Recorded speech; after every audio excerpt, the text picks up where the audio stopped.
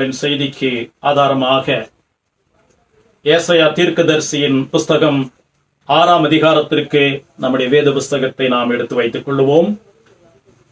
இந்த நாளின் செய்தியினுடைய தலைப்பு ஆராதனையின் 3 படிகள், the 3-pronged steps of worship. ஆராதனையின் 3 படிகள். எருசலேம் தேவாலயத்திலே வெளிப்பிரகாரம் இருக்கும் பரிசுத்த ஸ்தலம், மகா பரிசுத்த ஸ்தலம். தேவன் ஆராதனையினுடைய வழிமுறைகளை கட்டளையிட்டிருக்கிறார். முதல் கற்பனை சரியான தேவனை ஆராதிக்க வேண்டும். 10 கற்பனைகளை 1வது கற்பனை சரியான தேவன், நானே கர்த்தர், நானே உன் தேவன் என்று சொன்னார். 1வது கற்பனை சரியான தேவன். 2வது கற்பனை சரியான தேவனை எப்படி தவறாக வழிபடக்கூடாது, ஆராதிக்க கூடாது என்பது. The first commandment out of the 10 commandments is about the right God, the right God we worship. Following that, the second commandment describes how not to worship God. The one true God, commandment number 1. Commandment number 2, how not to worship him. இன்றைக்கு ஆராதனை என்கிற பெயரிலே வேதம் சொல்லிக் கொடுக்காத வழிமுறைகளை நாம் பார்க்கிறோம்.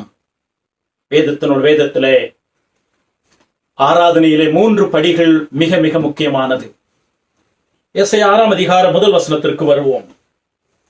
உசியா ராஜா மரணமடைந்த வருஷத்தில், இந்த பின்னணி மிக முக்கியம். உசியா ராஜா யார்? அவருடைய மரணம் எப்படி நடந்தது? அந்த சமயத்திலே ஏசாயா இந்த தரிசனத்தை, காட்சியை பார்க்கிறான். அதிலே இந்த 3 படிகளையும் நாம் கவனிக்கிறோம். உசியா ராஜா யார்? அவர் எப்படி மரணம் அடைந்தார்? உசியா ராஜா மரணம் அடைந்ததற்கும் ஏசாயா தேவாலயத்திலே பிரவேசித்ததற்கும் காரணம் என்ன? நீங்கள் ஒருவேளை யோசிக்கலாம், ஏசாயா 6ஆம் அதிகாரம் எந்த பின்னணியில் எழுதப்பட்டது? ஏசாயா முதல் 5 அதிகாரம் யூதா ஜனங்கள், தென் தேசமாக யூதா ஜனங்கள் எப்படிப்பட்ட நிலைமையில இருந்தார்கள் என்று விவரிக்கிறார். முதல் 5 அதிகாரங்களிலே ஜனங்களுடைய, இஸ்ரவேல் ஜனங்கள் கடவுளை, யெகோவாவை விட்டுவிட்டு தங்களுடைய வழிகளின்படி வாழ ஆரம்பிக்கிறார்கள். அதனாலே முதல் 5 அதிகாரத்திலே ஏசாயா தானும் அந்த சூழ்நிலையில இருக்கிறேன் என்பதற்காக கடவுள் தன்னை அழைத்ததை 6ஆம் அதிகாரத்திலே துவங்குவதற்கு முன்பாக, இதுதான் 1ஆம் அதிகாரமாக இருந்திருக்க வேண்டும். எரேமியாவும் சரி, எசேக்கியேல் தீர்க்கதரிசியும் சரி, தங்களுடைய முதல் அதிகாரத்தின் முதல் பகுதியிலேயே கடவுள் தங்களை எப்படி இந்த தீர்க்க தரிசனமான மேன்மையான ஊழியத்திற்கு அழைத்தார் என்று ஆரம்பிக்கிறார்கள். ஏசாயா அப்படி ஆரம்பிக்கவில்லை. முதல் 5 அதிகாரத்திலே தான் ஊழியத்திற்கு அழைக்கப்பட்ட போது, கடவுள் தம்மை இந்த கடினமான வேலைக்கு அழைத்த பொழுது, அந்த ஜனத்தினுடைய பின்னணி, கடவுள் அழைத்த அந்த ஜனங்கள் எப்படி ஆண்டவருடைய மகத்துவத்தை அசட்டை செய்து தங்களுடைய வழியின்படி வாழ்ந்தார்கள் என்பதை அவர் சுட்டி காண்பித்து விட்டு, இந்த பின்னணியிலே தேவன் என்னை அழைத்தார் என்று 6ஆம் அதிகாரம் 1 வசனத்தை ஆரம்பிக்கிறார். ஆகவே இது ஓரளவிற்கு 1ஆம் அதிகாரம் என்று வைத்துக் கொள்ளலாம். முதல் 5 அதிகாரங்கள் ஏசாயா இருந்த பின்னணி. இன்றைக்கும் ஏசாயா முதல் 5 அதிகாரத்தை நீங்கள் படித்தால் ஜனங்களுடைய நிலைமை இன்றைக்கும் அப்படித்தான் இருக்கிறது. அதனுடைய சம்மரியைத்தான் 5ஆம் அதிகாரம் 30ஆம் வசனத்திலே பார்க்கிறோம். ஏசாயா 5ஆம் அதிகாரம் 30ஆம் வசனம் அந்த 5 அதிகாரத்தையும் சம்மரியாக சொல்லுகிறார். அந்நாளில் சமுத்திரம் இறைவது போல அவர்களுக்கு விரோதமாய் இறைவார்கள். அப்பொழுது தேசத்தை பார்த்தால் இதோ அந்தகாரமும் வியாகுலமும் உண்டு, அதன் மேகங்களினால் வெளிச்சம் இருண்டு போகும். இப்படி முதல் 5 அதிகாரத்திலே தான் ஊழியத்திற்கு அழைக்கப்பட்ட பின்னணியை எழுதிவிட்டு தன்னுடைய ஊழியத்தினுடைய அழைப்பை ஏசாயா ஆரம்பிக்கும் போது, உசியா ராஜா மரணம் அடைந்த வருஷத்தில் தேவன் ஏசாயாவுக்கு இந்த கனமான ஊழியத்தை கொடுக்கிறார். உசியா ராஜாவை பற்றி 2 நாளாகமும் 26ஆம் அதிகாரத்திலே படிக்கிறோம். தயவு செய்து இந்த மிக முக்கியமான பகுதிக்கு உடைய வேத புஸ்தகத்தை திருப்பிக் கொள்ளுங்கள். ஏற்கனவே இந்த செய்தியோடு தொடர்புடைய காரியங்களை நீங்கள் கேட்டிருந்தாலும் ஆவியானவர் இந்த நாளிலே நமக்கு தமது அனுக்கிரகத்தை கட்டளையிட்டு விடுதலையையும் கூட்டி கொடுப்பாராக. 2 நாளாகமம் 26ஆம் அதிகாரம். In the year Uzziah died. The chronology of the same is described in 2 Chronicles chapter 26. The whole chapter. Let's pick few verses to come to an understanding of the call of Isaiah. 2 நாளாகமம் 26ஆம் அதிகாரத்திலே உசியாவை பற்றி நாம் படிக்கிறோம். 3ஆம் வசனத்தை பார்க்கலாம். ஒரு சில வசனங்களை மாத்திரம் நாம் 2 நாளாகமத்திலே படிக்கிறோம். 2 Chronicles chapter 26, couple of verses we pick. உசியா ராஜாவாகிற போது 16 வயதாயிருந்து 52 வருஷம் எருசலேமிலே அரசாண்டான். 4ஆம் வசனம். அவன் தன் தகப்பனாகிய அமித்சியா செய்தபடியெல்லாம் கர்த்தரின் பார்வைக்கு செம்மையானதை செய்தான். உசியா ராஜாவினுடைய காலத்திலே அந்த தேசம், யூதா தேசம் மிக செழிப்பு பெற்றது, அது மேன்மை அடைந்தது. 15ஆம் வசனத்தை பார்க்கலாம். உசியா ராஜாவுடைய காலத்திலே prosperity was prevailing during the reign of King Uzziah. He reigned for 52 years. கோபுரங்கள் மேலும் அலங்க கோடிகள் மேலும் நின்று அம்புகளையும் பெரிய கற்களையும் பிரயோகிக்கிறதற்கு நிபுணரான தொழிலாளிகள் கற்பித்த எந்திரங்களையும் அவன் எருசலேமில் உண்டாக்கினான். The prosperity of industry. அப்படியே அவன் கீர்த்தி வெகு தூரம் பரம்பிற்று. அவன் பலப்படும் மட்டும் ஆச்சரியமாய் அவனுக்கான அனுகூலம் உண்டாயிற்று. அவனை சுற்றிலும் ஆண்டவர் அந்த தேசத்துக்கு, யூதா தேசத்திற்கு நேர்த்தியை கட்டளையிட்டார், செழிப்பை கட்டளையிட்டார். 52 வருஷம் நீண்ட காலம் அரசாண்டான் இந்த உசியா. ஆனால் 16ஆம் வசனத்தை பார்க்கலாம். 2 நாளாகமம் 26:16. அவன் பலப்பட்ட போது, ஓசியா பலப்பட்ட போது தனக்கு கேடு உண்டாக்கும் மட்டும் அவனுடைய மனமேட்டுமையாகி தன் தேவனாய் கர்த்தருக்கு விரோதமாக மீறுதல் செய்து தூபப்படத்தின் மேல் தூபம் காட்ட கர்த்தருடைய ஆலயத்திற்குள் பிரவேசித்தான். அவன் இருதயம் மேன்மை அடைந்தது. ஒரு கடவுளுக்கு பிரியமான ஒரு அரசன் 52 வருஷம் அரசாண்டான். நிறைய ராஜாக்கள் இஸ்ரவேலிலும் சரி, வடதேசமாகி இஸ்ரவேலிலும் சரி, தென் தேசமாகி யூதாவிலும் சரி, கடவுளுக்கு பிரியமாய் அநேக ராஜாக்கள் இல்லை. ஆனால் இந்த உசியா கடவுளுக்கு பயந்து அவருடைய கற்பனைகளை கீழ்ப்படிந்தவன். திடீரென்று அவன் பலப்பட்ட போது, அவன் விருத்தி அடைந்த போது அவனுடைய இருதயம் மேட்டிமை உண்டாயிற்று. என்ன நடந்தது? தேவாலயத்திற்குள்ளாக போற இங்கேதான் ஏசையா தேவாலயத்திற்கு போனதற்கும் உசியா தேவாலயத்திற்கு போனதற்கும் உள்ள தொடர்பு வருகிறது. இதைத்தான் நீங்கள் கூர்ந்து கவனிக்க வேண்டும். அவன் தேவாலயத்திற்குள் போனான். 16ஆம் வசனம். 2 நாளாகமம் 26:16 கடைசி வார்த்தை 573வது பக்கம். கர்த்தருடைய ஆலயத்திற்குள் பிரவேசித்தான் இந்த உசியா ராஜா. தவறு கிடையாது. ஆனால் கர்த்தருடைய ஆலயத்திலே அவன் பிரவேசித்து கர்த்தர் ஏற்படுத்தின ஆராதனை முறையை அவன் மாற்ற முயற்சி செய்த பொழுது அவனுடைய வாழ்க்கையில ஒரு பெரிய வீழ்ச்சி வந்தது, தாக்கம் வந்தது. தேவாலயத்திற்குள்ளே பிரவேசித்தான், சரியானதுதான். ஆனால் அவன் என்ன செய்கிறான்? அவன் ஆசாரியர்கள் மாத்திரம் தூபம் காட்டுகிற அந்த வேலையை தான் துணிந்து செய்ய முயற்சிக்கிறான். 18ஆம் வசனத்தை பார்க்கலாம். 2 நாளாகமம் 26:18 573வது பக்கம். 2 Chronicles 26:18. There's no harm in a king, godly king, entering into the temple of God. But what is significant, what is serious in here is the thing that God has prohibited, he is venturing in to do. தேவாலயத்திலே ராஜாவாகி உசியாவோட எதிர்த்து நின்று, ராஜாவாகி உசியா அவன் இந்த காரியத்தை செய்யும் போது அந்த ஆசாரியர்கள் எதிர்க்கிறார்கள். உசியாவே, கர்த்தருக்கு தூபம் காட்டுகிறது உமக்கு அடுத்ததல்ல. தூபம் காட்டுகிறது பரிசுத்தமாக்கப்பட்ட ஆரோனின் குமாராகிய ஆசாரியருக்கு அடுக்கும். பரிசுத்த ஸ்தலத்தை விட்டு வெளியே போம், மீறுதல் செய்தீர். அந்த மீறுதல் என்கிற வார்த்தை, தேவன் நியமித்த ஆலயத்திலே செய்ய நியமித்த காரியங்களை நீர் மீறுகிறீர். You are violating God's design of worship. மீறுகிறீர். இது செய்து சரியல்ல. இது தேவனாகிய கர்த்தராலே உமக்கு மேன்மையாக லபியாது என்றான். அப்பொழுது உசியா கோபம் கொண்டான். 19ஆம் வசனத்தை பாருங்கள். தேவனுடைய ஆலயத்திலே உசியா கோபம் கொள்ளுகிறான். ஆசாரியர்கள் சொல்லுகிறார்கள், கடவுள் இந்த கிரமத்தை வைத்திருக்கிறார்.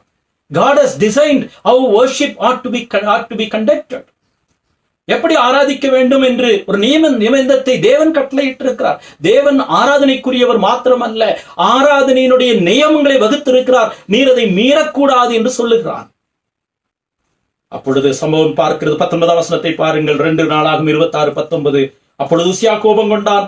அவன் தூப கலசத்தை தன் கையிலே பிடித்து ஆசாரியரோட கோபமாய் பேசுகிற போது ஆசாரியருக்கு முன்பாக கர்த்தருடைய ஆலயத்திலே தூபப்பீடத்தின் முன் நிற்கிற அவனுடைய நெற்றியிலே குஷ்டரோகம் தோன்றிற்று. He found himself with leprosy. தேவனுடைய ஆலயத்திலே போனான். தேவனுடைய ஆலயத்திலே தேவன் வகுத்த ஆராதனை வழிமுறையை ராஜாவாக இருந்தாலும் மீறக்கூடாது. அதை அவன் மீறினான். குஷ்டரோகம் அவனை பிடித்தது. இந்த பின்னணி மிக மிக முக்கியம். வேதத்தை படிக்கும் போது பின்னணியோடு படிக்க வேண்டும். இன்றைக்கு ஒரு வசனத்தை எடுத்துக்கொண்டு தங்களுக்கு இஷ்டப்படி வியாக்கியானப்படுத்துகிறதை வேதம் அனுமதிப்பது கிடையாது. கடவுளுடைய வார்த்தை அதனுடைய பின்னணியோடு பார்க்க வேண்டும். இப்ப ஏசாயா 6ஆம் அதிகாரத்திலே ஒருவேளை நீங்கள் வேதத்திலே குறிக்கிறது பழக்கம் இருந்தால், ஏசாயா 6ஆம் அதிகாரத்திலே மேலே 2 நாளாகவும் 26ஆம் அதிகாரத்தை வைத்துக் கொண்டால் இதற்கும் அதற்கும் நெருங்கிய தொடர்பு உண்டு என்பதை நாம் அறிந்து கொள்ளலாம். இப்பொழுது நாம் ஏசாயா 6ஆம் அதிகாரத்திற்கு வருவோம்.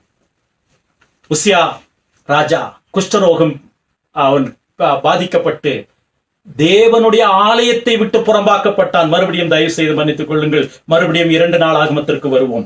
2 நாளாகமும் 26ஆம் அதிகாரத்திலே அவன் தேவனுடைய ஆலயத்திற்கு புறம்பாக்கப்பட்டான்.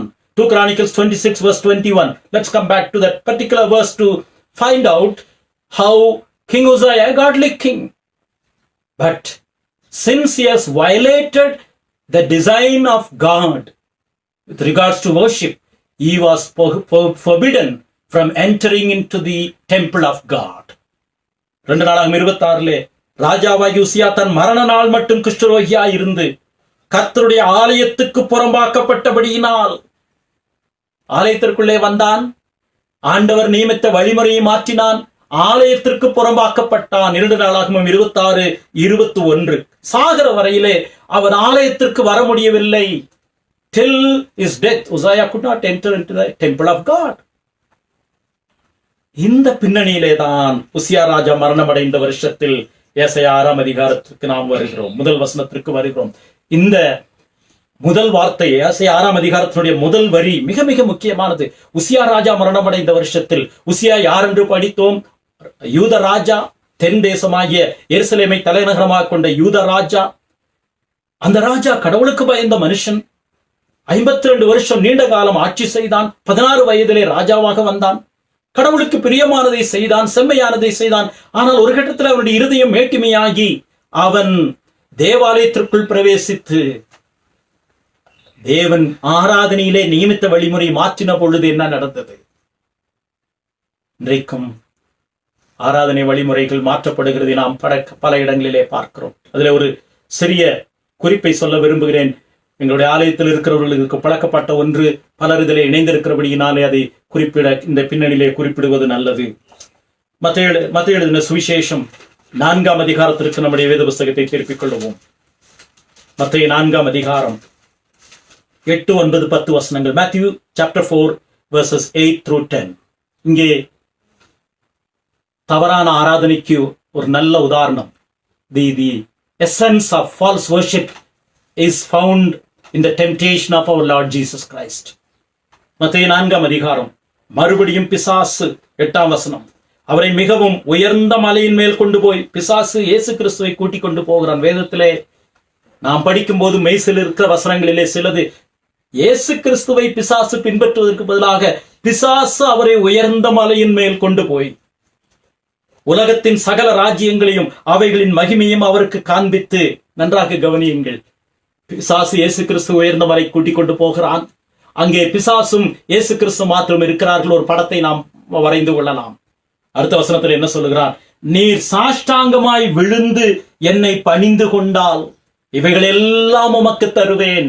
அந்த முந்தின வசனத்திலே பார்க்கிறோம், அவன் உலகத்தின் சகல ராஜ்யங்களையும் காண்பித்தான், அவைகளுடைய மகிமையை காண்பித்தான்.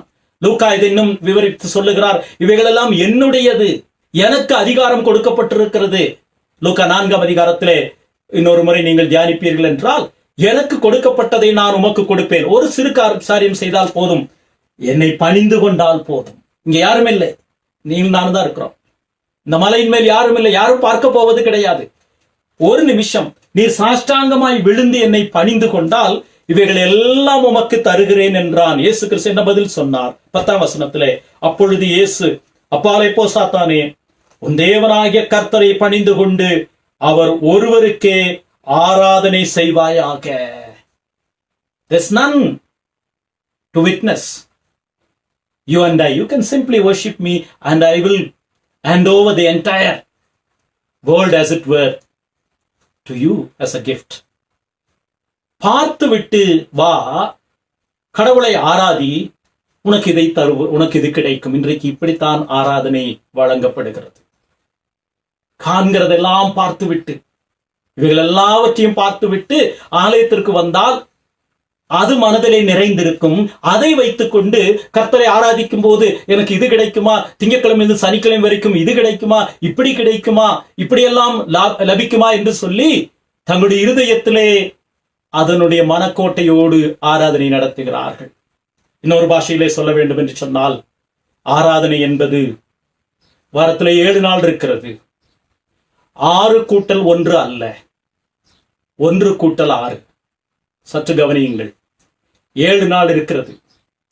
திங்கட்கிழமையிலிருந்து சனிக்கிழமை வரைக்கும் எதையும் செய்துவிட்டு, எதையும் பேசிவிட்டு, எதையும் பார்த்துவிட்டு, நமக்கு பிடித்ததெல்லாவற்றையும் செய்துவிட்டு, திங்கட்கிழமையிலிருந்து சனிக்கிழமை வரைக்கும் நாம் செய்து பார்த்து பேசின எல்லா காரியங்களையும் மறைப்பதற்கான ஒரு வேஷம் அல்ல ஆராதனை. It is not 6+1. திங்கட்கிழமையிலிருந்து சனிக்கிழமை வரைக்கும் நம்முடைய வாழ்க்கையினுடைய அம்சங்களை மறைப்பதற்கான வேஷம் போடுகிற நாள் அல்ல அந்த ஒரு நாள். இட்ஸ் நாட் 6+1, 6 கூட்டல் 1 அல்ல, 1 கூட்டல் 6. 1 என்று சொல்லும் போது ஞாயிற்றுக்கிழமை இந்த ஜீவனுள்ள மகத்துவமான பரிசுத்தமுள்ள சர்வத்தையும் ஆளுகிற கர்த்தரை ஆராதிக்கிற இந்த ஒரு நாள் ஆராதனை திங்கட்கிழமையிலிருந்து சனிக்கிழமை வரைக்கும் நம்முடைய வாழ்க்கையிலே பிரதிபலிக்க வேண்டும். 6 கூட்டல் 1 அல்ல, 1 கூட்டல் 6. எப்படிப்பட்ட ஆராதனை நம் மத்தியிலே வலியுறுத்தப்படுகிறது? கர்த்தரை ஆராதிக்க வேண்டும், உண்மைதான். ஆனால் அவரை ஆராதிக்கிறவர்கள் எப்படி ஆராதிக்க வேண்டும் என்று வேதம் சொல்லுகிறது. உசியா ராஜா ஒரு தேவனுக்கு பயந்த ராஜா தான், 52 வருஷம் அரசாண்டவன் தான். ஆனால் தேவாலயத்திலே போனதும் தவறு கிடையாது. தேவாலயத்திற்கு போனவன் கடவுள் வைத்த ஆராதனை நியமத்தை அவன் மாற்ற முயற்சிக்கும் போது குஷ்டரோகம் அவனை பிடித்தது. தன் வாழ்நாள் முழுவதும் தேவாலயத்திற்கு புறம்பாக்கப்பட்டான். இன்றைக்கும் இப்படிப்பட்ட சம்பவங்கள் நடக்கிறது. பழைய ஏற்பாட்டிலே இன்னும் ஒரு வார்த்தையை, ஒரு பகுதியை குறிப்பிட விரும்புகிறேன். எரேமியா தீர்க்கதரிசியின் புஸ்தகம் 7ஆம் அதிகாரத்திற்கு வாருங்கள். எரேமியா தீர்க்கதரிசியின் புஸ்தகம் 7ஆம் அதிகாரத்திலே யூத ஜனங்கள் பாபிலோனியர்களால் சிறைப்பிடித்து போகவிருக்கும் என்பதாக எரேமியா தீர்க்க தரிசனம் சொல்லுகிறார். 4ஆம் வசனத்தை பாருங்கள். 882வது பக்கம் பழைய ஏற்பாட்டிலே Jeremiah 7:4, where in which we see another picture of false worship advocated by this world. அவன் எரேமியா ஆண்டவர் என்ன சொல்லுகிறார்? எரேமியா பார்த்து, நீ கர்த்தருடைய ஆலயத்தின் வாசலிலே நின்று, 2ஆம் வசனம், நீ கர்த்தருடைய ஆலயத்தின் வாசலிலே நின்று. இன்றைக்கும் நாம் பூட்டப்பட்ட சபையினுடைய வாசலிலே நின்றுதான் பேசுவதை போன்றுதான் இருக்கிறது. அப்படித்தான் இல்லை? இன்றைக்கு நாம் ஆலயத்தை திறக்க முடியவில்லை, அதை தேவனுடைய சர்வதிகார திட்டம் என்று சொல்லுகிறோம். இன்றைக்கு ஆலயத்தின் வாசலிலே நின்று எரேமியா அந்த பலி செலுத்த வருகிற ஜனங்களை பார்த்து என்ன சொல்லுகிறான்? 4ஆம் வசனத்தை பார்க்கலாம். கர்த்தரின் ஆலயம், கர்த்தரின் ஆலயம், கர்த்தரின் ஆலயம் இதுவே என்று சொல்லி பொய் வார்த்தைகளை நம்பிக்கொள்ளாதிருங்கள். அது விளங்கும். எப்படி விளங்கும் என்று அடுத்த வசனங்களிலே பார்க்கலாம். எருசலேம் தேவாலயத்திற்கு யூத ஆண் மக்கள் கண்டிப்பாக 3 முறை வர வேண்டும். வருஷத்திலே 3 முறை பலி செலுத்துவதற்காக கண்டிப்பாக வர வேண்டும். அவருடைய 7 பண்டிகைகள் இருக்கிறது.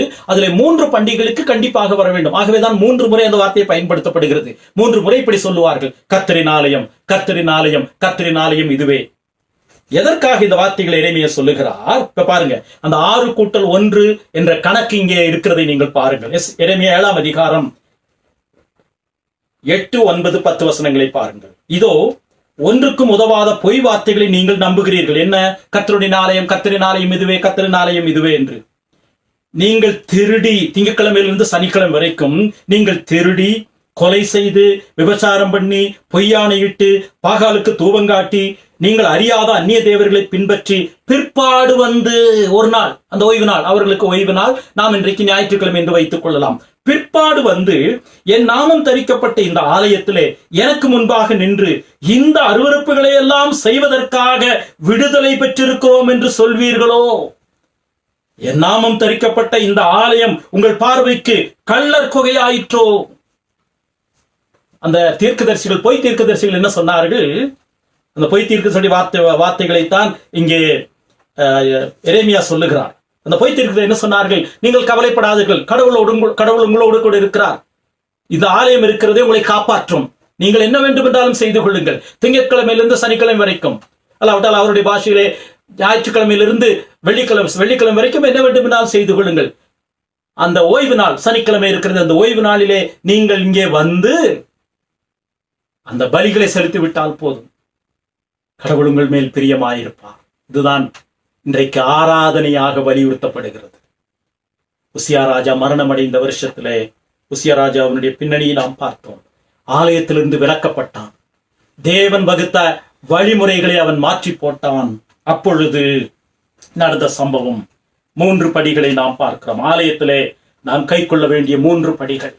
முதல் பகுதி 4 வசனங்கள். முதல் 4 வசனங்களில் இருக்கிறது மேல் நோக்கிய பார்வை, தி அப்வர்ட் லுக் ஆஃப் ஐசாயா.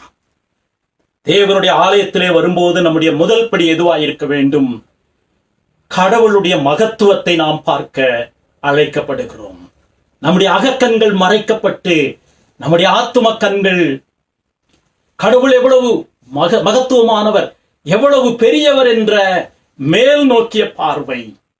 3 படிகள், ஆராதனையுடைய 3 படிகளிலே முதலாவது படி தி அப்வர்ட் லுக் ஆஃப் காட். உசியா தான் ஒரு ராஜா என்று துணிந்து தேவாலயத்திலே போய் விலக்கப்பட்ட அந்த வேலையை செய்தான். ஆனால் ஏசாயா இந்த உசியா ராஜா மரணம் அடைந்த வருஷத்திலே, அதாவது எந்த ராஜா தேவாலயத்திற்கு போய் துணிகரமாக தேவன் விலக்கின அந்த ஆராதனை வழிமுறையை பின்பற்றி குஷ்டரோகம் கண்டு தேவாலயத்தை விட்டு புறம்பாக்கப்பட்டானோ அந்த ராஜா மரணம் அடைந்த வருஷத்தில் அவன் தேவாலயத்திற்குள்ளாக போகும்போது நீங்கள் யோசித்து பாருங்கள், உசியா ராஜாவை பற்றிய சிந்தனை அவனுக்கு இருக்கும். எப்படி அவன் தேவாலயத்திற்கு போனான், எப்படி தேவாலயத்திலிருந்து விலக்கப்பட்டான், ஆசாரியர்களோடு எப்படி அவன் சண்டை போட்டான், இவைகள் எல்லாம் ஏசாயாவுடைய மனதிலே இருக்கும். இந்த பின்னணியிலே ஏசாயா தேவாலயத்திலே பிரவேசித்த பொழுது அவன் பார்த்த காட்சி எல்லாம் அவனுடைய முதலாவது படி கடவுளை பார்க்கிறார். அப்வர்ட் லுக், மேல் நோக்கிய பார்வை. வசனங்களை பார்க்கலாம். முதல் 4 வசனங்கள். உசியா ராஜா மரணமடைந்த வருஷத்தில் ஆண்டவர் உயரமும் உன்னதமுமான சிங்காசனத்தின் மேல் வீற்றிருக்க கண்டேன். அவருடைய வஸ்திரத்தங்களால் தேவாலயம் நிறைந்திருந்தது. His robe was filled. It encompassed the entire temple. கடவுளுடைய மகிமை தேவாலயத்திலே நிறைந்திருந்தது. உசியா ராஜா மரணம் அடைந்து விட்டான். யூத ஜனங்களுக்கு நீ அடுத்தது என்ன நடக்குமோ என்ற பயம். ஆனால் ஏசாயா தேவாலயத்திலே பிரவேசித்த போது ஆண்டவரை சிங்காசனத்திலே, உயரமான சிங்காசனத்திலே, உன்னதமான சிங்காசனத்திலே பார்த்தான். இன்றைக்கு நம்மை சுற்றிலும் அழிவுகளும் பயங்கரங்களும் நம்மை நெருக்கிக் கொண்டிருக்கிறது. இதன் மத்தியிலே கள்ள போதனைகளும் பெருகி கொண்டு வருகிறது. கடைசி காலத்தினுடைய அறிகுறி கள்ள போதனைகள். கடவுளுடைய வார்த்தையை, ஒரு வசனத்தை எடுத்துக்கொண்டு தங்களுக்கு இஷ்டமானதை போதித்து தாங்கள் ஜெபிக்கிறோம் என்றெல்லாம் பல காரணங்களை செய்கிறார்கள். இப்படி நம்மை சுற்றிலும் இவ்வளவு காரியங்கள் இருந்தாலும் ஏசாயா உசியா ராஜா மரணம் அடைந்து விட்டான்.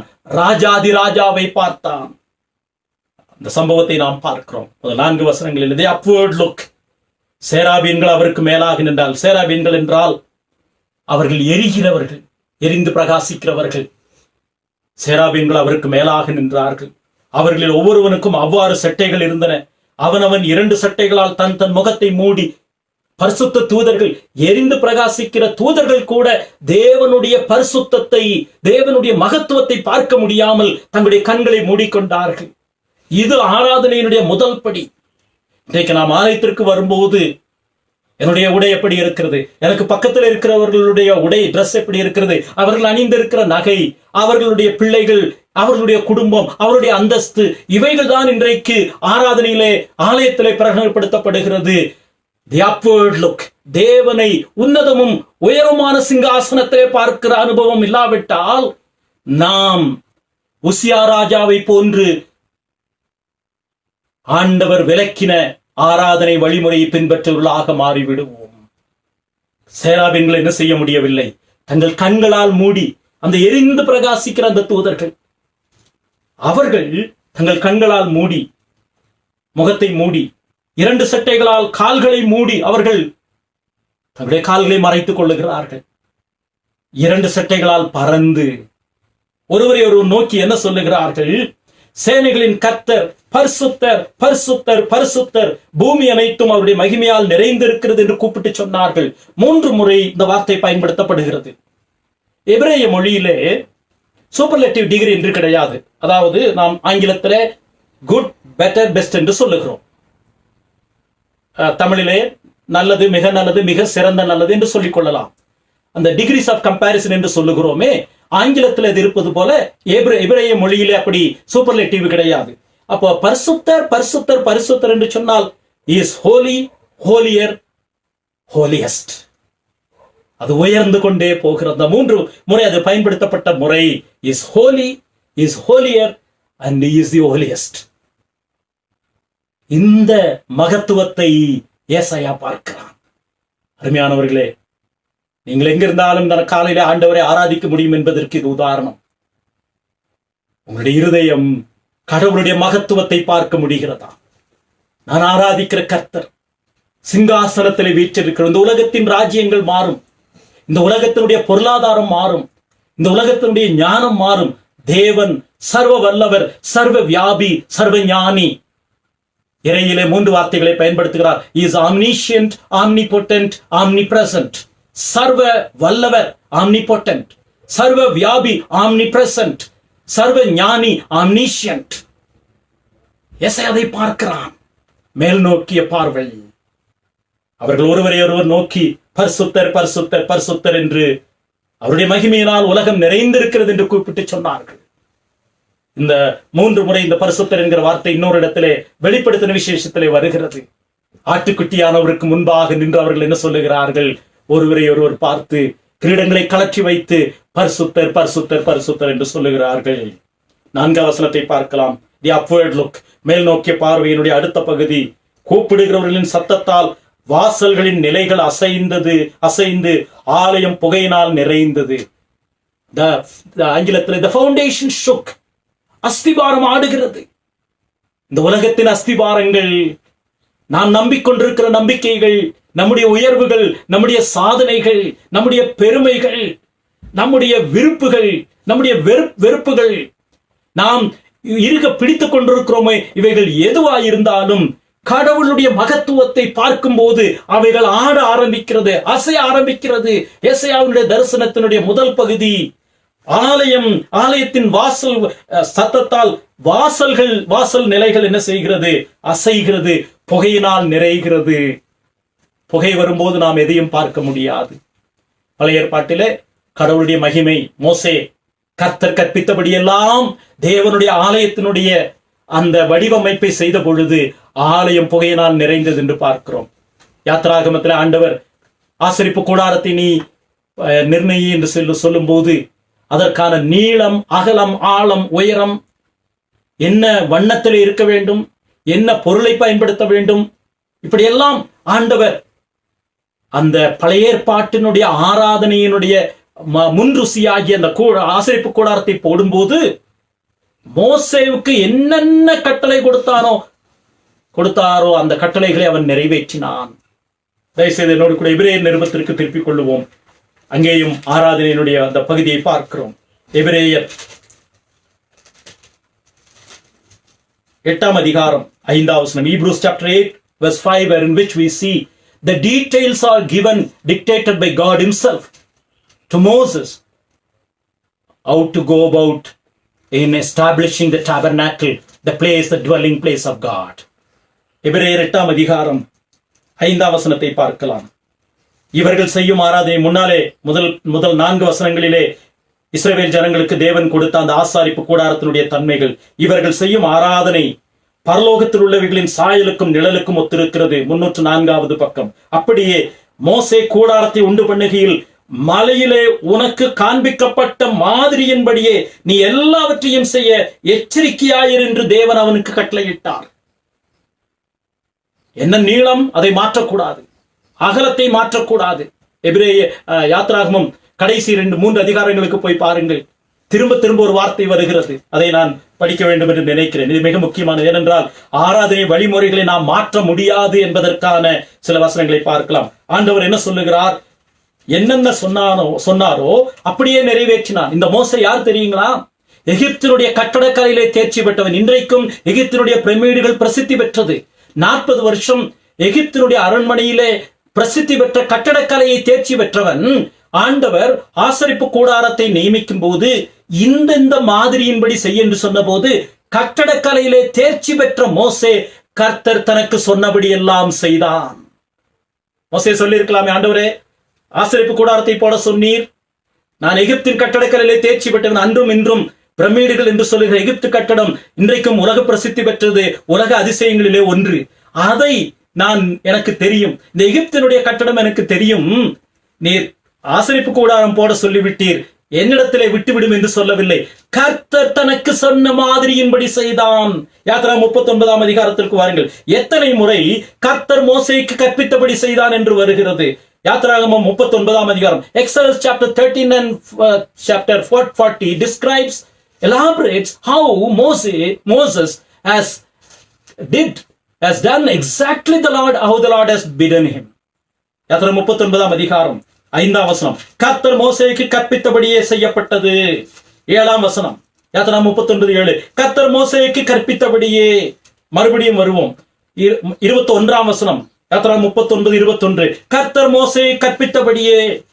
26வது வசனம். கர்த்தர் மோசேக்கு கற்பித்தபடியே ஆராதனைக்குரிய அங்கியின் ஓரத்தை சுற்றிலும். 29வது வசனம். கர்த்தர் மோசேக்கு கற்பித்தபடியே. 31ஆம் வசனம். கர்த்தர் மோசேக்கு கற்பித்தபடியே. 32வது வசனம். கர்த்தர் மோசேக்கு கற்பித்தபடியே. 42வது வசனம். கர்த்தர் மோசேக்கு கற்பித்தபடியே. 43வது வசனம். கர்த்தர் மோசேக்கு கற்பித்தபடியே. 40ஆம் அதிகாரத்திற்கு வருவோம். 16ஆம் வசனத்தை பார்க்கலாம். யாத்ராகமம் 40:16. Exodus 40:16. கர்த்தர் தனக்கு கற்பித்தபடி எல்லாம் மோசே செய்தான். 22ஆம் வசனம். பின்பு கர்த்தர் மோசேக்கு கற்பித்தபடியே. 24ஆம் வசனம். பின்பு கர்த்தர் மோசேக்கு கற்பித்தபடியே. 26வது வசனம். பின்பு கர்த்தர் மோசேக்கு கற்பித்தபடியே. 28ஆம் வசனம். பின்பு கர்த்தர் மோசேக்கு கற்பித்தபடியே. 32வது வசனம். கர்த்தர் மோசேக்கு கற்பித்தபடியே. இதையெல்லாம் நிறைவேற்றின பொழுது 35ஆம் வசனத்திலே படிக்கிறோம். 34-35 வசனத்திலே, அப்பொழுது ஒரு மேகம் ஆசரிப்பு கூடாரத்தை மூடினது, கர்த்தருடைய மகிமை வாசஸ்தலத்தை நிரப்பிற்று. மேகம் அதன் மேல் தங்கி கர்த்தருடைய மகிமை வாசஸ்தலத்தை நிரப்பினதனால் மோசே ஆசரிப்பு கூடாரத்துக்குள் பிரவேசிக்க கூடாமல் இருந்தது. எப்பொழுது கடவுளுடைய மகிமை இறங்கினது? நாம் நம்முடைய விருப்பப்படி ஆராதிக்கும் போது அல்ல. மோசே எகிப்தினுடைய கட்டடக்கலையிலே தேர்ச்சி பெற்றவன். எபிரேயர் 11ஆம் அதிகாரத்திலே அவன் 40 வருஷம் எகிப்தினுடைய சகல சாஸ்திரங்களிலும் முக்கியமாக கட்டடக்கலையிலே தேர்ச்சி பெற்றவன். ஆராதனையின் அம்சத்தை பொறுத்தளவிலே தன்னுடைய ஞானத்தை புகுத்தவில்லை. கர்த்தர் கற்பித்தபடியே அந்த ஆராதனைக்குரிய அம்சங்களை ஆசரிப்பு கூடாரத்தை பொறுத்தளவிலே 1 இன்ச் கூட்டவும் இல்லை, குறைக்கவும் இல்லை. ஏசாயாவினுடைய முதல் பார்வை.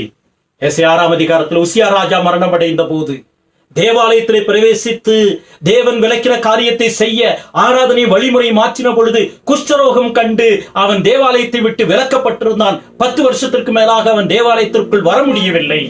அந்த சமயத்தில் ஏசாயா தேவாலயத்திலே பிரவேசித்து ஏசாயா 6ஆம் அதிகாரம் முதல் 4 வசனங்களிலே பார்க்கிறோம். மேல் நோக்கிய பார்வை. கடவுளை சிங்காசனத்திலே பார்த்தான், அவர் ஆளுகிறதை பார்த்தான், அவருடைய பரிசுத்தத்தினுடைய உயர்வை பார்த்தான். Better, good, better, best. பரிசுத்தர், மிகவும் பரிசுத்தர், மிக மிக பரிசுத்தர். அந்த சத்தத்தை கேட்டான். 5ஆம் வசனத்திலிருந்து 7ஆம் வசனம் வரைக்கும் மேல் நோக்கிய பார்வை உள்நோக்கிய பார்வைக்கு நேராக நம்மை நடத்துகிறது. ஆராதனையினுடைய 2வது படி. முதலாவது மேல் நோக்கிய பார்வை. மேல் நோக்கிய பார்வை உள்நோக்கிய பார்வைக்கு நம்மை அழைக்கிறது. The upward look leads us to look within. உள்நோக்கிய பார்வை, தி இன்வர்ட் லுக். என்ன அருமையானபடி நாம் ஏற்கனவே இயேசு கிறிஸ்துவனுடைய, நம்முடைய ஆண்டவராகிய இயேசு கிறிஸ்துவனுடைய பாடுகளுக்கு முன்பாக அவர் சிலுவையிலே நமக்காக தம்மை தாமே ஒப்பு கொடுத்து நமக்கு ஏகபலியாக ஒப்பு கொடுக்கும் முன்பதாக சோதிக்கப்பட்ட பொழுது பிசாசு என்ன சொல்லுகிறான்? உயர்ந்த மலையின் மேல் எல்லாவற்றையும் காண்பித்து, சகல ராஜ்யங்களையும் காண்பித்து, இவைகளெல்லாம் பார்த்து விட்டு வாருங்கள், இவைகளெல்லாம் பார்த்து விட்டீர்களே, இனி என்னை பணிந்து கொண்டால் இவைகளெல்லாம் உமக்கு தருவேன், வெளியில பார்த்து விட்டு ஆராதனைக்கு வாருங்கள் என்று சொல்லுகிறான். ஏசாயாவினுடைய வழிமுறை என்ன? ஆண்டவரை சிங்காசனத்திலே பார்க்கிறான். நெருக்கடியான காலத்திலே தேவனுடைய ஆலயத்திலே பிரவேசிக்கிறான். கடவுளுடைய ஒரு தாசன் மரித்து விட்டார். அந்த ராஜா பாவம் செய்து மரித்து விட்டார். தேவாலயத்தை விட்டு விலகி மரித்து விட்டார். இப்பொழுது அவன் ஆலயத்திலே பிரவேசித்து 5, 6, 7 வசனங்களை பார்க்கலாம். அப்பொழுது நான் ஐயோ அதமானேன், நான் அசுத்த உதடுகள் உள்ள மனுஷன், அசுத்த உதடுகளுள்ள ஜனங்களின் நடுவிலே வாசமாய் இருக்கிறவன், சேனைகளின் கர்த்தராகிய ராஜாவை என் கண்கள் கண்டதே என்றான். உள்நோக்கிய பார்வை. கடவுளை நாம் எவ்வளவு நெருக்கமாக, எவ்வளவு உயர்வாக, எவ்வளவு பரிசுத்தராக நாம் பார்க்கிறோமோ நம்முடைய உள் அலங்கோலத்தை நாம் பார்க்க முடியும். மற்றவர்களோடு நாம் நம்மை ஒப்பிட்டு பார்க்கும் போது நாம் விசேஷமானவர்களாக காணப்படலாம். நம்முடைய பேச்சு சிறப்பாக இருக்கலாம், நம்முடைய நடக்கை பக்தியை போன்று இருக்கலாம். மற்றவர்களோடு நாம் ஒப்பிட்டு பார்க்கும் போது சில காரியங்களில் அப்படி இருக்கலாம், அவர்களும் அப்படித்தான். நம்மோடு ஒப்பிட்டு அவர்களும் வித்தியாசமாக இருக்கலாம். ஆனால் இந்த உன்னதமும் உயரமான சிங்காசனத்திலே வீற்றிருக்கிற இந்த பரிசுத்தர் பரிசுத்தர் பரிசுத்தர் என்று பரிசுத்த தூதர்களால் கூப்பிட்டு அழைக்கப்படுகிற இந்த கர்த்தருடைய பார்வை முதல் கோணமாக இருக்கும் பட்சத்திலே உள்நோக்கிய பார்வை என்ன? ஐயோ நான் அதமானேன். இந்த வார்த்தை அதமானேன் என்கிற வார்த்தை மூல பாஷையில அசுத்த உதடுள்ள மனுஷன், நான் ஐயோ எனக்கு ஐயோ என்று சொல்லுவது. குஷ்டரோகியம் பிடித்தவர்கள் பழைய ஏற்பாட்டிலே குறைந்தது 6 அடி இடைவெளி விட்டு அசுத்தம் அசுத்தம் அசுத்தம் என்று கத்த வேண்டும். 10 வருஷம் உசியா ராஜா அதைத்தான் செய்தார். அவன் தேவனுடைய ஆலயத்திற்கு போய் குஷ்டரோகம் பிடித்தபடியினாலே 10 வருஷம் அவன் ஏதாவது ஒருவேளை வீட்டை விட்டு வெளியே வர வேண்டும் என்று சொன்னால் அவன் அசுத்தம் அசுத்தம் என்று கத்த வேண்டும். பழைய ஏற்பாட்டிலே குஷ்டரோகம் பிடித்தவர்கள், வேதத்திலே அதற்கான வசனத்தை பார்ப்பது நல்லது. பழைய ஏற்பாட்டில் அப்படி செய்தார்கள். அவர்கள் அசுத்தம் என்று கத்த வேண்டும். நாங்கள் உள்ளே வரக்கூடாது என்று அவர்கள் சொல்ல வேண்டும். லேவியராகமம் 13ஆம் அதிகாரம் 45ஆம் வசனத்தை பாருங்கள். அதே வார்த்தை தான், அதே எபிரேய வார்த்தை தான் இங்கே ஏசாயா 6:5 பயன்படுத்தப்பட்டிருக்கிறது. லேவியராகமம் 13ஆம் அதிகாரம் 45ஆம் வசனத்திற்கு வருவோம். இந்த வார்த்தையை தான் ஏசாயா பயன்படுத்துகிறார். லேவியராகமம் 13:45 குஷ்டரோகத்தை பற்றி இஸ்ரவேல் ஜனங்களுக்கு கொடுக்கப்பட்ட கட்டளையிலே லேவியராகமம் 13:45, Leviticus chapter 13 and verse 45 tells us how a man with leprosy has to behave in public. He has to say, I'm undone, I'm unclean. He has to shout aloud when he walks through the streets. லேவியராகமம் 13ஆம் அதிகாரம் 45ஆம் வசனம். அந்த வியாதி உண்டாயிருக்கிற குஷ்டரோகி வஸ்திரம் கிழிந்தவனாயும் தன் தலையை மூடாதவனுமாய் இருந்து அவன் தன் தாடியை மூடிக்கொண்டு தீட்டு தீட்டு என்று சத்தமிட வேண்டும். இதே வார்த்தை தான் ஏசாயா 6ஆம் அதிகாரம் 5ஆம் வசனத்திலே பயன்படுத்தப்பட்டிருக்கிறது. ஐயோ நான் அதமானேன், ஐ அம் அண்டன்.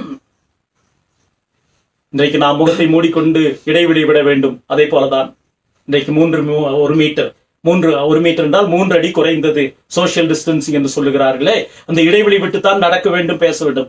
எவ்வளவு நெருக்கமானவர்களா இருந்தாலும் இன்றைக்கு நெருங்க முடியாத அளவிற்கு இன்றைக்கு இருக்கிறது. எஸ், அந்த வார்த்தையை பயன்படுத்துகிறார். தீட்டு, ஐயோ நான் அதமானேன். குஷ்டரோகம் எவ்வளவு கொடூரமான வியாதியாக கருதப்பட்டது அந்த காலத்திலே. அந்த வார்த்தையை பயன்படுத்துகிறார்.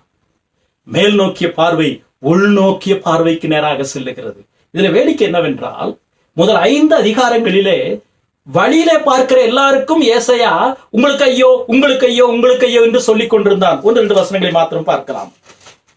இந்த 6ஆம் அதிகாரத்திலே கடவுளுடைய பிரசன்னத்திலே போய் மேல் நோக்கிய பார்வையை பெற்று உள்நோக்கி பார்ப்பதற்கு முன்பாக வழியிலே போகிறவர்களுக்கு ஐயோ ஐயோ என்று சொல்லுகிறார். முதல் முறையாக தனக்கு ஐயோ என்று சொல்லுகிறான். ஏசாயா 3ஆம் அதிகாரத்திற்கு வருவோம். மற்றவர்களை பார்த்து ஐயோ ஐயோ என்று சொல்லுகிறான். 11ஆம் வசனத்தை பார்க்கலாம். ஏசாயா 3ஆம் அதிகாரம் 11ஆம் வசனம். துன்மார்க்கனுக்கு ஐயோ, அவர் வழியிலே போகிறவர்களுக்கு பார்க்கிறவர்களுக்கெல்லாம் ஐயோ ஐயோ என்ற வார்த்தையை பயன்படுத்துகிறார். 1-2 வசனங்களை பார்க்கலாம். ஏசாயா 5ஆம் அதிகாரத்திற்கு வருவோம். 20ஆம் வசனம். தீமையை நன்மை என்றும் நன்மை தீமை என்றும் சொல்லி இருளை வெளிச்சமும் வெளிச்சத்தை இருளுமாக பாவித்து கசப்பை தித்திப்பும் தித்திப்பை கசப்பும் என்று சாதிக்கிறவர்களுக்கு ஐயோ. 21ஆம் வசனம். தங்கள் பார்வைக்கு ஞானிகளும் தங்கள் எண்ணத்துக்கு புத்திமான்களுமா இருக்கிறவர்களுக்கு ஐயோ. இப்படி முதல் 5 அதிகாரத்திலே பலமுறை வழியிலே பார்த்தவர்கள், தெருவிலே பார்க்கிறவர்களுக்கு உங்களுக்கு ஐயோ, உங்களுக்கு ஐயோ, சாராயத்தை குடிக்கிறவங்களுக்கு ஐயோ, அதிகாரமே கொண்டாடுகிறவங்களுக்கு ஐயோ என்று சொல்லுகிறார். கடவுளுடைய மகத்துவத்தை மேல் நோக்கிய பார்வையை சரியாக அவன் புரிந்து கொண்ட போது தனக்குள்ளாக பார்த்து என்ன சொல்லுகிறான்? ஐயோ எனக்கு ஐயோ, I am Anton, woe unto me. Isaiah 6:5 நான் அசுத்தவர்களுள்ள மனுஷன், அசுத்தவர்களுள்ள ஜனங்கள் நடுவில் வாசமாய் இருக்கிறவன், சேனைகளின் கர்த்தராகிய ராஜாவை என் கண்கள் கண்டது. The Lord of hosts. The Lord of hosts என்று சொன்னால் அவரிடத்திலே ஒரு பெரிய சேனை இருக்கிறது. அந்த சேனை தான் சேராபீன்கள், தங்களுடைய முகங்களை மூடி ஆராதிக்கிறவர்கள். அப்பொழுது 6ஆம் வசனத்தை பார்க்கிறோம். சேராபீன்களில் ஒருவன் ஆண்டவருடைய பிரசன்னத்திலே கால்களை மூடி தங்களுடைய செட்டைகளால் பறந்து முகங்களை மூடி பரிசுத்தர் பரிசுத்தர் பரிசுத்தர் என்று சத்தமிட்டு கூப்பிட்டுக் கொண்டிருந்த அந்த தூதர்களில் ஒருவன், 6ஆம் வசனத்தை பாருங்கள், சேராபீன்களில் ஒருவன் பலிபீடத்தில் இருந்து தன் கையில் பிடித்த குரட்டால் ஒரு நெருப்பு தழலை எடுத்து என்னிடத்தில் பறந்து வந்தான். பலிபீடத்தில் இருந்து வந்தான். The altar of sacrifice. நமக்கு தெரியும், மனிதன் கடவுளை விட்டு நிரந்தரமாக பிரிக்கப்பட்டவன். இந்த செய்தியை கேட்கிற நாம், நீங்கள் யாராயிருந்தாலும் சரி, இயேசு கிறிஸ்துவை, அவர் என்னுடைய பாவத்திற்காக சிலுவையில் அடிக்கப்பட்டார் என்று நீங்கள் விசுவாசிக்காவிட்டால், அந்த பலிபீடத்தினுடைய ஒரே தரம் நித்திய பலியாக, ஏக பலியாக தம்மை தாமே ஒப்பு கொடுத்த இயேசு கிறிஸ்துவை நீங்கள் விசுவாசித்திராவிட்டால், நீங்கள் எந்த குடும்ப பின்னணியிலே பிறந்திருக்கலாம், வளர்ந்திருக்கலாம், நீங்கள் மற்றவருடைய பார்வையிலே எவ்வளவு நல்லவர்களாக இருக்கலாம், சாதிக்கிறவர்களாக இருக்கலாம். இன்றைக்கு சாதனை செய்தவர்களையும் இந்த கொடியினை விட்டு வைக்கவில்லை, அரண்மனையை விட்டு வைக்கவில்லை, படித்தவர்களை விட்டு வைக்கவில்லை. பணமும் பதவியும் பொருளும் மனிதனுடைய மரணத்தை மாற்றி போட விடவில்லை. ஐயோ நான் அதமானேன். அந்த பலிபீடத்தில் இருந்து ஒரு நெருப்பு தழல் வந்தது. கர்த்தராகிய இயேசு கிறிஸ்து, அவர் நமக்காக இந்த உலகத்திலே வந்து பரிசுத்தராய் வாழ்ந்து பிந்தின ஆதாம் ஆகிய அவர் ஏகபலியாக சிலுவையிலே தம்மை தாமே ஒப்புக் கொடுத்தார். எனக்கு வர வேண்டிய ஆக்கினியை, தண்டனையை அவர் சிலுவையிலே எடுத்துக்கொண்டார். மனம் திரும்பி அவரை விசுவாசிக்கிறவர்களுக்கு பாவ மன்னிப்பு நிச்சயம் வருகிறது. பாவ மன்னிப்பாகிய மீட்பு வருகிறது. இது எப்படி சாத்தியமாகும்? வேதவசனம் சொல்லுகிறது, இலவசமாய் இந்த மீட்பை நாம் பெறுகிறோம். இதற்கு பணம் கொடுக்க வேண்டியதில் எபேசிய நிறுவத்திற்கு வருவோம். வேதவசனம் சொல்லுகிறதை கவனிப்போம். இலவசமாய் இந்த ரட்சிப்பை நாம் பெற்றுக் கொள்ளுகிறோம். எபேசியர் 2ஆம் அதிகாரம் 8-9 வசனத்தை பார்க்கலாம். கிருபையினாலே விசுவாசத்தை கொண்டு ரட்சிக்கப்பட்டீர்கள். எபேசு சபைக்கு சொல்லுகிறார், விசுவாசிகளை பார்த்து சொல்லுகிறார், கிருபையினாலே விசுவாசத்தை கொண்டு ரட்சிக்கப்பட்டீர்கள். இது உங்களால் உண்டானதல்ல, இது தேவனுடைய ஈவு. ஒருவரும் பெருமை பாராட்டாதபடிக்கு இது கிரியைகளினால் உண்டானதல்ல. நீங்களும் நானும் நம்மை ரட்சித்துக் கொள்வதற்கு, நம்மை விடுவித்துக் கொள்வதற்கு எந்த முயற்சியும் நீங்களும் நானும் செய்ய முடியாது. இயேசு கிறிஸ்து அதை சிலுவையிலே நிறைவேற்றி முடித்தார். ஏகபலியாக ஒரே தரம் நிறைவேற்றி முடித்தார். பலிபீடத்திலிருந்து அந்த நெருப்பு தழல் வந்து ஏசாயாவினுடைய நாவை தொட்டு 7ஆம் வசனத்திலே படிக்கிறோம். அதனால் என் வாயை தொட்டு, இதோ இது உன் உதடுகளை தொட்டதனால் உன் அக்கிரமம் நீங்கி பாவம் நிவர்த்தியானது. இயேசு கிறிஸ்துடைய ரத்தம்.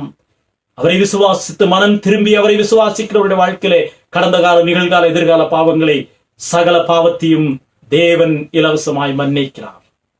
அப்படி மன்னித்து விட்டு அடுத்த பகுதிக்கு போகலாம். மேல் நோக்கிய பார்வை முதல் 4 வசனங்கள், 5-7 வசனங்களிலே உள்நோக்கிய பார்வை.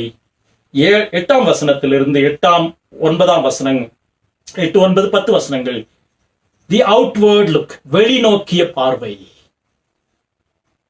தி அப்வர்ட் லுக், ஆராதனையினுடைய 3 படிகள். ஏசாயா தேவாலயத்தில் பிரவேசித்த பொழுது கடவுளுடைய மகத்துவத்தை பார்த்தான், அவருடைய பரிசுத்தத்தை பார்த்தான். அதை பார்த்த உடனே தன்னுடைய உள்ளத்தை பார்க்கிறார். எவ்வளவு அசுத்தம் நிறைந்த என்னுடைய வாழ்க்கை என்று கதறுகிறார். அவன் விடுதலை பெறுகிறான். பாவ மன்னிப்பு நிச்சயத்தை பெற்றுவிட்டான். நெருப்பு தழல் அவனுடைய நாவை தொட்டபடியினாலே அவன் சுத்தமானான். நாவு என்று சொல்லும் போது இருதயத்தின் நினைவினால் நாவு பேசுகிறது. அவனுடைய இருதயம் புரட்டி போடப்பட்டது. புது இருதயத்தை பெற்றான். A new man, a new creation, a new beginning, new perception. தேவனுடைய வாழ்க்கையே உள்ளே வந்து விட்டது. The very life of God is imparted through Christ. அதுதான் விசுவாச வாழ்க்கை. இப்பொழுது வெளிநோக்கிய பார்வை 8ஆம் வசனத்தை பார்க்கலாம். பின்பு யாரை நான் அனுப்புவேன், யார் நமது காரியமாய் போவான் என்று உரைக்கிற ஆண்டவருடைய சத்தத்தை கேட்டேன். You could hear clearly and vividly the voice of God. Whom shall I send? Who will go for us? யாரை நான் அனுப்புவேன், யார் நமது காரியமாய் போவான். ஏலோகிம் அல்லாவிட்டால் பன்மை திரித்துவ தேவன். யார் நமது காரியமாய் போவான் என்று உரைக்கிற சத்தத்தை கேட்டேன். The soul voice, the voice of the triune God. வெளிநோக்கிய பார்வை. இப்பொழுதுதான் கடவுளுடைய மகத்துவத்தை பார்த்து தன்னுடைய இருதயத்தை பார்த்த பொழுதுதான் இப்பொழுது வெளியே பார்க்கிறான். யார் நமது காரியமாய் போவான் என்று சொல்லுகிறான். ஆண்டுடைய சத்தத்தை கேட்டு சொல்லுகிறான், இதோ இருக்கிறேன், அடியேன் இருக்கிறேன், என்னை அனுப்பும் என்று சொன்னான். Here am I, send me. அவனுடைய இருதயம் கடவுளுடைய தொடுதலுக்கு இணங்கி கொடுக்கிறது. இதுதான் ஆராதனை. நாம் ஆராதனைக்கு வந்து நம்முடைய சுபாவம் தொடப்படாவிட்டால், if our nature is not touched or transformed, it's not worship. ஆராதனை நம்மை தொந்தரவு செய்ய வேண்டும். Worship has to disturb us to have peace. சமாதானம் என்று சொன்னால் மேல் பூச்சாக பூசுவது கிடையாது. டாக்டர் வைத்தியரிடத்திலே போனால் நாம் ஒரு சிறிய சிக்கலை மாட்டிக்கொண்டோம், ஒரு சீழ்வடிகிற புண் இருக்கிறது, அதை நாம் மூடி மயத்து எப்படியோ சரிப்படுத்தி விட்டு டாக்டரிடத்திலே போய், டாக்டர் இதற்கு மேலே நீங்கள் கட்டுப்போடுங்கள் என்று சொன்னால் அவர் வைத்தியர் கிடையாது. அந்த சீலை கிளறி எடுப்பார். ஏசாயா 1ஆம் அதிகாரத்தில் ஆண்டவர் சொல்லுகிறார், உச்சந்தலைந்து உள்ளங்கால் மட்டும் நொதிந்து கிடக்கிறது, அதில் சுகமே இல்லை, ஒரு பகுதியிலே கூட சுகம் இல்லை, சீழ்வடிந்து இருக்கிறது. ஏசாயா 1ஆம் அதிகாரத்திலே இஸ்ரவேல் ஜனங்களுடைய நிலைமையை பற்றி சொல்லுகிறார். அவர்கள் ஆண்டவரை அறியாத நிலைமையிலே, என் ஜனங்கள் என்னை அறியவில்லை, மாடு தன் எஜமானை அறிகிறது, கழுதை தன் ஆண்டவனின் முன்னணியை அறிகிறது, என் ஜனங்களோ அப்படி இல்லை. 5ஆம் 6ஆம் வசனத்தை பார்க்கலாம். ஏசாயா 1ஆம் அதிகாரம் 5-6 வசனங்கள். இன்னும் நீங்கள் ஏன் அடிக்கப்பட வேண்டும், அதிகமாய் விலகி போகிறீர்களே, தலையெல்லாம் வியாதியும் இருதயமெல்லாம் பலட்சியுமாய் இருக்கிறது, உள்ளங்கால் தொடங்கி உச்சந்தலை மட்டும் அதிலே சுகமே இல்லை, அது காயமும் வீக்கமும் நொதிக்கிற ரணமும் உள்ளது, அது சீழ் பிதுக்கப்படாமலும் கட்டப்படாமலும் எண்ணெயினால் ஆற்றப்படாமலும் இருக்கிறது. வைத்தியரிடத்திலே போனால் அதை தோண்டி எடுப்பான். யாரை நான் அனுப்புவேன் என்று ஏசாயா சத்தத்தை கேட்ட பொழுது, இதோ நான் இருக்கிறேன், என்னை அனுப்பும் என்று சொன்னான். தி அவுட்வர்ட் லுக், வெளிப்பார்வை, மேல் நோக்கிய பார்வை, உள்நோக்கிய பார்வை, அதனுடைய அடிப்படையிலே வெளிநோக்கிய பார்வை. இந்த மூன்றும் கிரமமான படிகள். The 3 proper steps. It begins with the upward look. The upward looks cause us to look inward, leads us to the inward look. The inward look drives us to see the world outside. ஆனால் இன்றைக்கு ஆராதனை உலகத்தை பார்த்துவிட்டு வெளிப்பார்வையிலிருந்து உள்வாங்கி உள்வந்து மேலே பார்க்கிற தலைகளாக ஆராதனை வழிமுறை மாறிவிட்டது. The reverse is the worship that is advocated today. The outward look first, and then you take those things into your heart, inward, and then you look upward. ஆண்டவரே, பக்கத்து வீட்டில் இருக்கிறவனுக்கு இது வேண்டும், அந்த வீட்டுக்காரன் இருப்பது போல எனக்கு வேண்டும், ஏத்த வீட்டுக்காரனை அடுத்த வாரத்திலே நான் பார்க்க கூடாது, அவனை சபிக்க வேண்டும், அவனை விட்டுவிட வேண்டும். அவர்களை பார்த்து விட்டு உள்வாங்கி கொண்டு மேலே பார்க்கிற ஆறாவது முறைதான் இன்றைக்கு வலியுறுத்தப்படுகிறது. ஏசாயா பார்த்த பார்வை, யார் என்னோட காரியமாய் போவான் என்ற சத்தத்தை கேட்கிறான். யாரிடத்திலே ஏசாயா அனுப்பப்படுகிறார், அது மிக முக்கியம். அதை பார்த்து முடிக்கலாம். To whom Isaiah has been sent. 9ஆம் 10ஆம் வசனங்களை பார்க்கலாம். அப்பொழுது அவர், நீ போய் இந்த ஜனங்களை நோக்கி, நீங்கள் காதார கேட்டும் உணராமலும் கண்ணார கண்டும் அறியாமலும் இருங்கள் என்று சொல். இந்த ஜனங்கள் தங்கள் கண்களினால் காணாமலும் தங்கள் காதுகளினால் கேளாமலும் தங்கள் இருதயத்தினால் உணர்ந்து குணப்படாமலும் நான் அவர்களை ஆரோக்கியமாக்காமலும் இருக்க நீ அவர்கள் இருதயத்தை கொளுத்ததாக்கி அவர்கள் காதுகளை மந்தப்படுத்தி அவருக்கு கண்களை மூடி போடு என்றார். எந்த ஜனங்களிடத்தில் அனுப்ப வேண்டும்? முதல் 5 அதிகாரத்திலே சொல்லப்பட்ட ஜனங்கள். அந்த ஜனங்கள் யார்?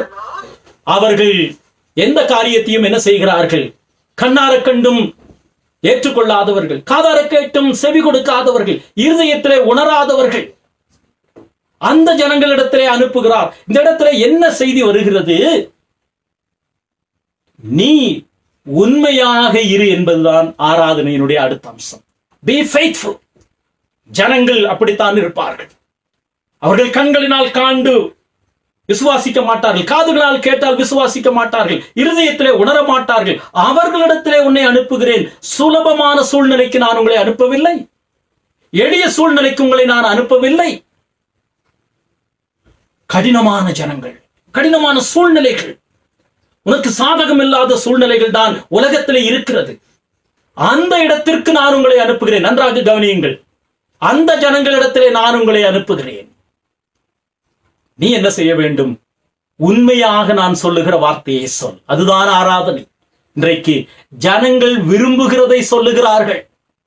ஜனங்களுக்கு எது பிடிக்கிறதோ அதை சொல்லுகிறதை ஆராதனை, கடவுளுடைய வார்த்தை என்று சொல்லுகிறார்கள். எந்த ஜனங்களிடத்தில் அனுப்புகிறார்? 9-10 வசனங்கள். இந்த ஜனங்கள் அறியாமல், உணராமல், விசுவாசியாத ஜனங்கள். But you be faithful. நீ நான் சொன்ன வார்த்தையை உண்மையாக அறிவி. Faithfulness is worship. உண்மைதான் ஆராதனை. திங்கட்கிழமையிலிருந்து சனிக்கிழமை வரைக்கும் எல்லா இடத்திலும் என்னை பார்க்கிறவர், எல்லா இடத்திலும் என்னை விசாரிக்கிறவர், எல்லா இடத்திலும் என்னை ஆராய்ந்து பார்க்கிற கர்த்தர், அவருக்கு நான் உண்மையா இருக்க வேண்டும். நிறைய இடத்திலே உண்மையா இருந்தால் என்ன கிடைக்கும் என்று ஆசீர்வாதம் என்று சொல்லுகிறார்கள். உண்மையா இருந்தால் என்ன கிடைக்கும் என்பதல்ல ஆசீர்வாதம், உண்மையா இருப்பதே ஆசீர்வாதம். இதுதான் திங்கட்கிழமையிலிருந்து சனிக்கிழமை வரைக்கும் நம்முடைய வாழ்க்கை ஆராதனையினுடைய பிரதிபலிப்பு. ஏசாயா இந்த ஜனங்களிடத்திலே அனுப்பப்படுகிறார். கடினமான ஜனங்கள், கடினமான சூழ்நிலைகள். நீங்கள் ஆண்டவரை ஆராதித்து விட்டு, ஞாயிற்றுக்கிழமை ஆண்டவரை ஆராதித்து விட்டு நீங்கள் வெளியே போனால் உங்களுக்கு சாதகமான சூழ்நிலை வரும் என்று நினைக்கிறீர்களா? அது ஆராதனை இல்லை. ஆராதனை நம்மை சவாலுக்கு அழைக்கிறது. Worship demands us, invites us for challenges in life, in day-to-day affairs. இன்றைக்கும் இந்த நேரத்தில் நமக்கு சவால்கள் இருக்க முடியும். ஏசாயா வெளிநோக்கி மேல்நோக்கிய பார்வையின் மூலமாக உள்நோக்கிய பார்வை பெறுகிறான். உள்நோக்கிய பார்வையின் மூலமாக வெளிநோக்கிய பார்வை. 11ஆம் வசனத்திலே ஏசாயா கேட்கிறார், அப்பொழுது நான் ஆண்டவரே எதுவரைக்கும் என்று கேட்டேன். How long Lord? எவ்வளவு காலம்?